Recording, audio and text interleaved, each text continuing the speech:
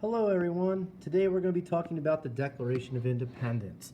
Like I did the other day, I'm going to be taking my notes right here in my notebook and you can follow along. We're on page 24 this year for your notes. Make sure you update your table of contents.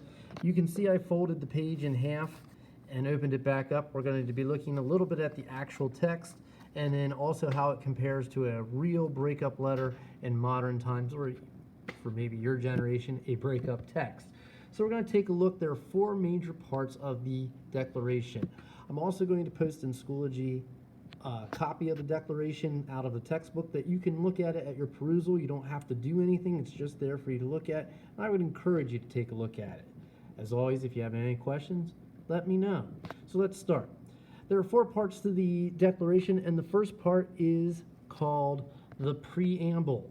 The preamble. We're going to see this a few times in this course this year. The first time is with the Declaration of Independence. The preamble is nothing more than a fancy term for an introduction. And I apologize if my camera is bouncing around. I'm trying to write and film at the same time. But again, preamble is an introduction. This is the same kind of thing of saying to the king in the form of a more informal letter, "Dear King," those famous words you hear a lot of times in a breakup letter or text.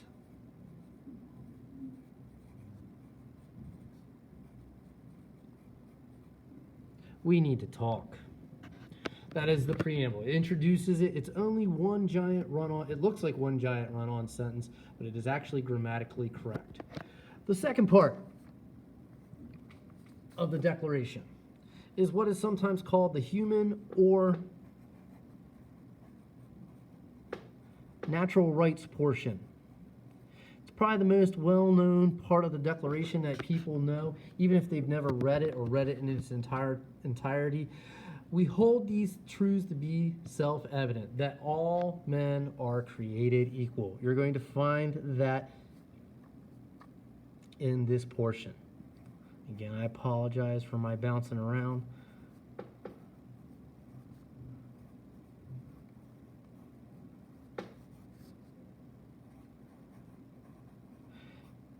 That phrase comes out of the natural rights portion, continued on by the all men are created equal, and they're endowed by their Creator with certain unalienable rights. And among these are these three key pieces used in the Declaration: life, liberty,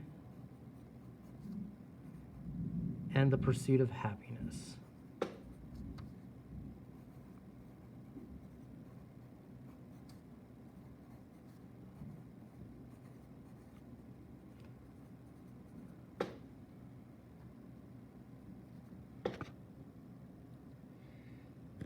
This is the part of the breakup letter where you're still saying more about yourself, and you're trying to keep it upbeat as much as you can be. You're talking about you needing some space, some time, whatever the case may be. The colonies are laying out what they need out of things. They need to be treated equally. They need to be allowed to pursue life, or have life, liberty, and the pursuit of happiness. So things are still sort of in a positive, upbeat role here. And that's where we roll into the third part. It's actually the longest portion of the Declaration of Independence. The third part is the grievances.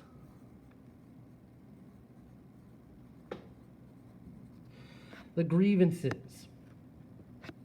This is where you will see a lot of little miniature paragraphs in this portion going about he has done this, he has done that. He being the king, and sometimes referring to the king in Parliament back in England.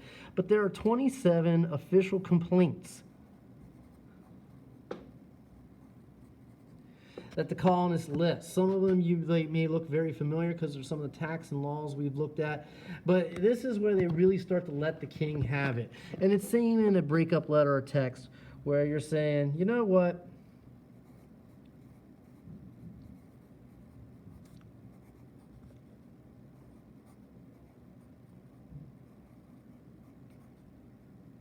You're a jerk. You forgot my birthday. You call me by your ex's name. You just let them have it. And that's what the colonists are doing in that grievance section. It's the longest, lengthiest part of the Declaration. It's not the most well known, but it is the part where the colonists just basically air out all their problems, that grievance section. That takes to the fourth and final part, and just like the preamble, it's fairly brief.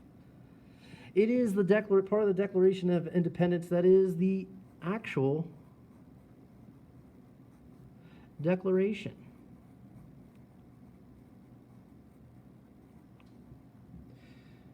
Basically, the colonies are saying at this point, if you haven't figured it out, dear king,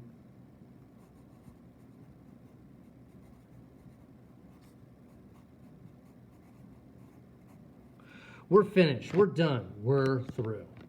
The colonies declare they're actually moving on to their separate independent way of England. These are the four major parts. Now, there's just a few little pieces to take a look at this. And again, the book that I scanned is going to also have this. The President of the Constitutional Convention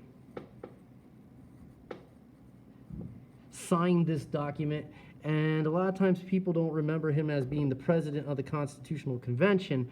They remember him as having the largest signature on this document.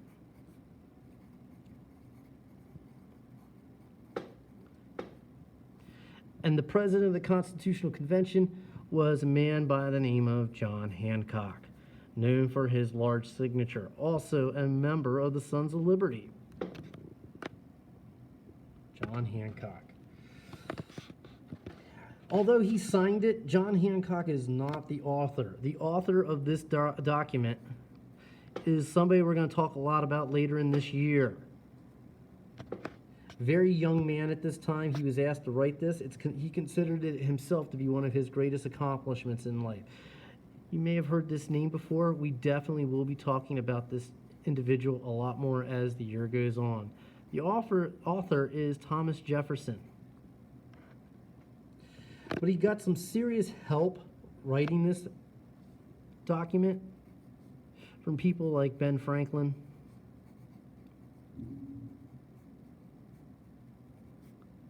and John Adams.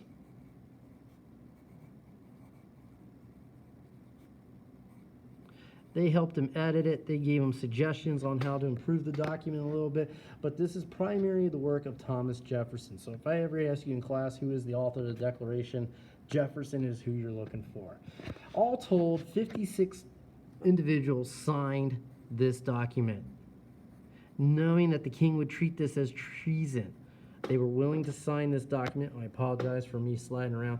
There are 56 signatures, and the day you want to know that this comes to fruition, as far as it becomes an official declaration, and it's not law, but the colonies are willing to publicly announce they're ready to go their separate ways, is a date you should remember. I'm not big about a lot of dates for you guys, but you should always remember the Declaration of Independence and Independence Day, July 4th, 1776. This is a quick snapshot of the Declaration as always. If you have any questions, please let me know.